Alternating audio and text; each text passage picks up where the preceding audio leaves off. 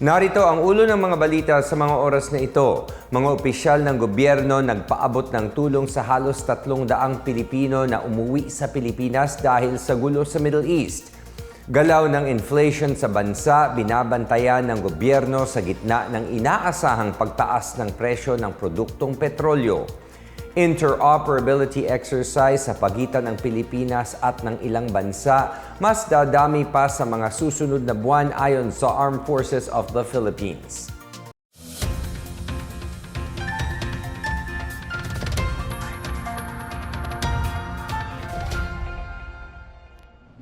Ako po si William Theo para sa PNA Headlines. Nakauwi na sa Pilipinas ngayong Huwebes ang halos 300 Pilipinong naapektuhan ng umiigting na tensyon sa Middle East. Batay sa direktiba ni Pangulong Ferdinand R. Marcos Jr., sinalubong ng mga opisyal ng gobyerno ang grupo sa kanilang paglapag sa Ninoy Aquino International Airport Terminal 3 sa Pasay City. Binubuo ang grupo ng 279 na overseas Filipino workers at mga bata. Namahagi ang Department of Migrant Workers ng tulong pinansyal mula sa Action Fund ng ahensya habang nagbigay ang Department of Health ng tulong medikal. Tumulong naman ang Overseas Workers Welfare Administration sa pagbibigay ng matutuluyan at transportasyon.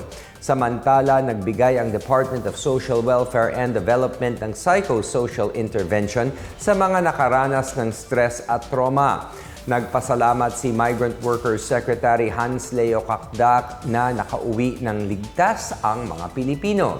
Pinasalamatan rin niya ang gobyerno ng United Arab Emirates at Emirates Airlines sa pag-alalay sa kanila. Tiniyak ni Kakdak na makakatanggap ang mga nakauwing Pinoy ng karampatang tulong at suporta mula sa gobyerno.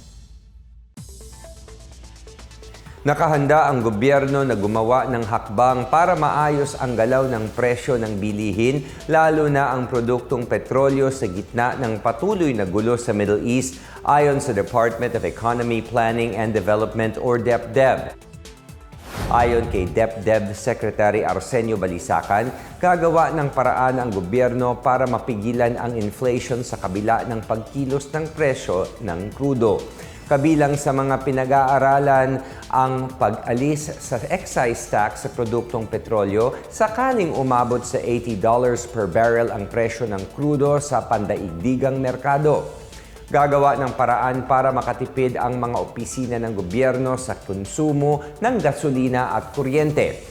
Gagamit din ng renewable energy para mapababa ang demand sa imported na langis. Bukod dito, hinihimok na rin ng pribadong sektor na magkaisa sa pagtitipid sa gasolina sa pamamagitan ng carpooling, paggamit ng shuttle at pagpapatupad ng flexi time at work from home.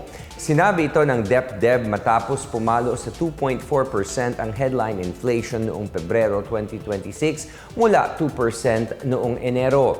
Ayon kay National Statistician Dennis Mapa, epekto ito ng mabilis na pagtaas ng presyo ng pagkain at non-alcoholic beverages. Sumirit naman sa 1.6% ang food inflation noong Pebrero 2026. Tumaas din ang non-food inflation tulad ng housing rentals, kalusugan, recreation at kuryente. Sa kabila ng pagtaas nito, tiniyak ng Bangko Sentral ng Pilipinas na nananatili sa mga inaasahang antas ng inflation.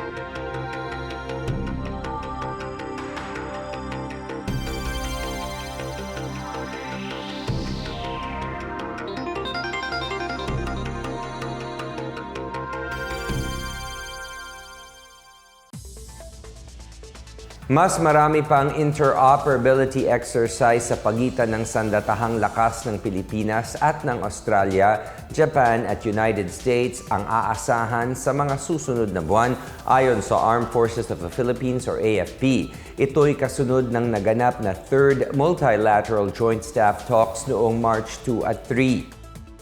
Dinaluhan ang nasabing pagtitipon ng mga ranking military officials mula sa AFP, Australian Defense Force, Japan Self-Defense Force at ng US Indo-Pacific Command.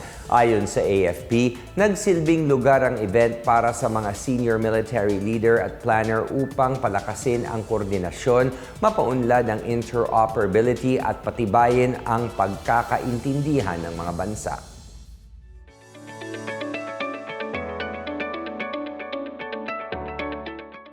At sa balitang pangkalakalan, makakatanggap ang mga magsasaka at mangingisda ng fuel subsidy mula sa pamahalaan sa gitna ng nakaambang pagtaas ng presyo ng langis dulot ng nangyayaring tensyon sa Middle East. Ayon kay Agriculture spokesperson Arnel de Mesa, inaprubahan kamakailan lang ng Department of Budget and Management ang 150 million pesos na pondo para sa fuel subsidy program ng DA. Sa naturang halaga, 100 million dito ay na-disburse na sa DA at handa nang ipamigay sa mga kwalipikadong benepisyaryo. Ilalabas naman ang natitirang 50 million pesos sa oras na sumirit ang presyo ng international oil sa $80 per barrel. Sa ilalim ng guidelines, makakatanggap ng 5,000 pesos ang bawat kwalipikadong magsasaka habang 3,000 naman para sa bawat mangingisda. Saad ni De Mesa, nasa 9,700 na mga magsasaka at 15,800 na mga mangingisda ang paunang magbibigyan ng fuel subsidy. Samantala, inaasahang mapapalakas ng desalination project ang access sa malinis na tubig at kabuhayan ng mga residente sa Molocaboc Island sa Sagay City, Negros Occidental. Nagkakahalaga ng 8.5 million pesos, magiging pilot site ang Molocaboc para sa proyekto sa tulong ng National Fisheries Research and Development Institute at Bureau of Fisheries and Aquatic Resources. Magkakaroon ang desalination facility ng production area na nasa 300 to 500 square meters. Nakadisenyo ito upang magkaroon ng malinis na inuming tubig sa isla at mag-produce ng asin na maaaring pagkakitahan ng mga residente. At yan ang pinakabago at pinakamainit na balita sa mga oras na ito, hatid sa inyo ng PNA Headlines. Para sa iba pang mga balita at impormasyon, bisitahin lamang ang aming website pna.gov.ph o ang aming Facebook at X account na Philippine News Agency. Mapapanood din ang PNA Headlines sa pamamagitan ng link sa website ng News and Information Bureau, sa ilalim ng PNA News at sa YouTube account ng Philippine News Agency. Ako po si William Theo at ito ang PNA Headlines, naghahatid ng mga balitang nagbubuklod sa bagong Pilipinas.